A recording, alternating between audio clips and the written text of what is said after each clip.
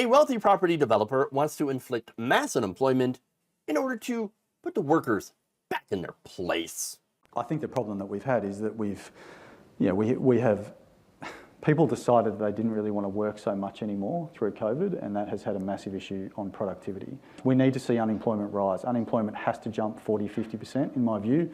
We need to see pain in the economy. We need to remind people that they work for the employer, not the other way around. I mean, there's been a systematic change where employees feel the employer is extremely lucky to have them, as opposed to the other way around. Change, we've got to kill that attitude, and that has to come through hurting the economy, which is what the whole global, the world is trying to do. People might not be talking about it, but people are definitely laying people off, and we're starting to see less arrogance in the employment market, and that has to continue. Oh, there's a lot there. But notice how we started out with, people just since COVID, people just don't want to work. Really? Really? Going with that, okay. But no, it's not a problem with, low wages or, record massive profits or, all this money that went into these giant corporations, that was taxpayer money from the COVID relief plans. No. It's the workers. It's the workers' problem. That's it. And it's because they're arrogant. They don't see their place. We need to inflict pain upon them, to put these arrogant workers back in their place. Talking about arrogant, you might want to look in the mirror there, buddy. This guy thinks workers who are basically asking for, hey, higher wages. You're making record profits. Why don't you share it with the rest of us? The ones who are actually doing the work. Again, these are wages, good wages. They deserve living wages.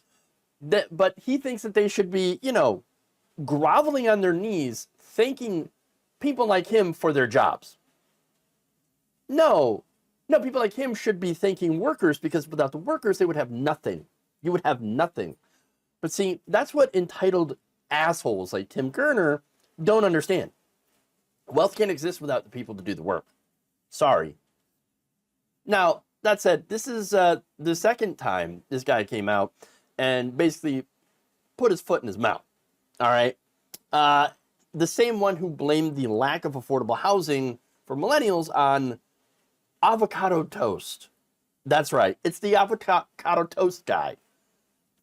I mean, of course, that of course had nothing to do with the fact that housing is 933% more expensive now than it was in 1967, while the median buying power of workers has not kept up with inflation, despite productivity being incredibly high, much higher than it was before. Dollar today only buys about 10.881% of what it could buy back then. So the buying power of the dollar is very, very low. And yet, right now, the U.S. federal minimum wage is only $7.25. According to a 2022 EPI analysis of consumer price data, that's consumer price index data, the current federal minimum wage is actually worth less now than at any point since February of 1956.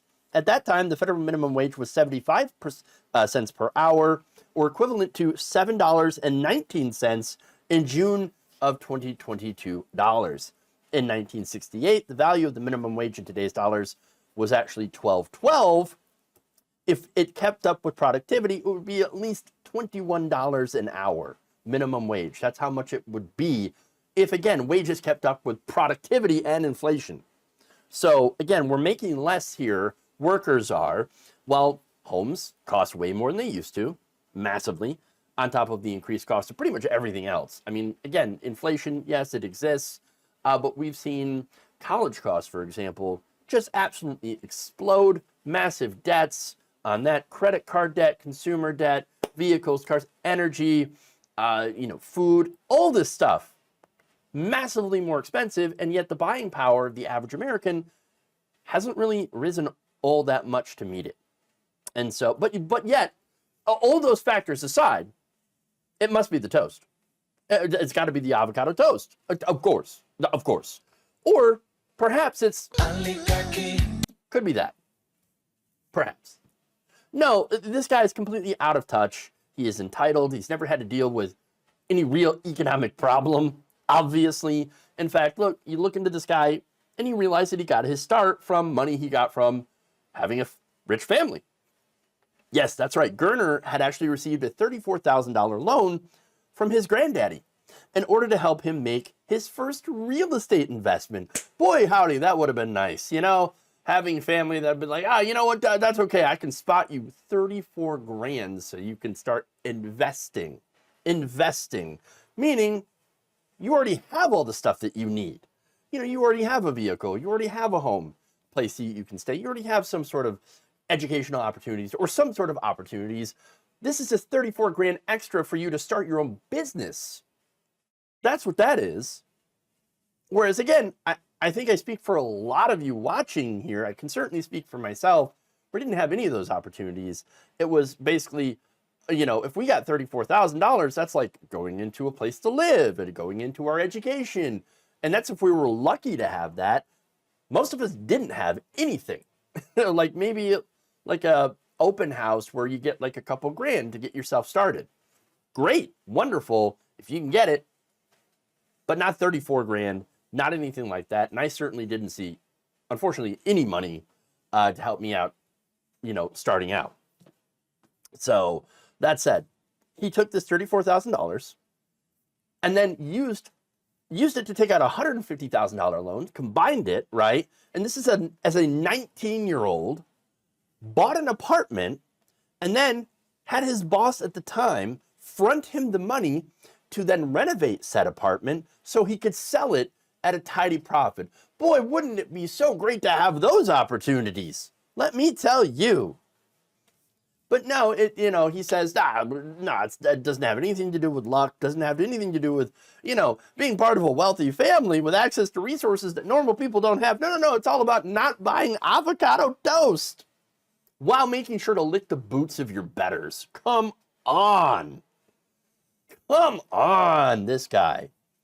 Now, look, aside from making fun of this complete and total out-of-touch elite asshole, I got to point out something else that he did say that was true. And this is one of those, basically, he admitted moments, you know? Oh my God, he admitted! Because he said governments want to drive up unemployment. Well, in our case, in the United States, it's the Federal Reserve. Federal Reserve, of course, they came out and basically admitted, hey, you know what we want to do is, yes, we want to cool inflation by driving up unemployment, making workers suffer. Because again, they blame workers for these economic issues. When we know that it's actually not the workers' fault, there are these CEOs that get on these conference calls and they sit there and they brag about, oh yeah, you know what we're going to do? We're going to raise prices, right?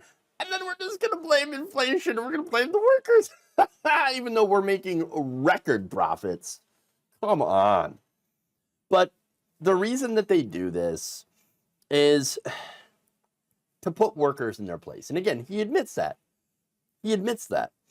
The way they see it is that the rabble has become too uppity for their, you know, for their own liking. What they want is compliant wage slaves that are begging, breaking down their door to work for meager pay and no benefits, while this guy and people like him take the lion's share of the value generated from your labor. They want you in the office as much as possible so they can micromanage you and control you. So that, you know, this whole thing about, oh, hybrid work or work from home, oh, they despise that because, not because you're less productive. No, there's a lot of studies showing that people that work at home without distraction are actually more productive or just as productive. And of course, they save money on the commute. They're generally happier, things like that. No, what they want is to have people in the office so they can control and micromanage everything that you do. It's not just about paying you less. Yes, that's a big part of it, of course. But some of these weirdo, ultra rich people, they see themselves as literally better than you. And feel as though that they should be thanked, perhaps even worshipped, for giving you the opportunity to generate profit for them. It's really such a warped, disgusting worldview.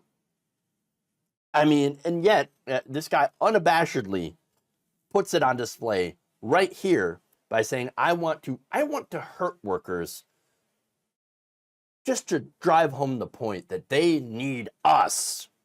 No, we don't need you. You need us. That's how you get wealth. You don't get wealth without workers. And finally, workers have discovered their own worth and their own power. And guys like this, oh, I don't like it. They don't like it at all.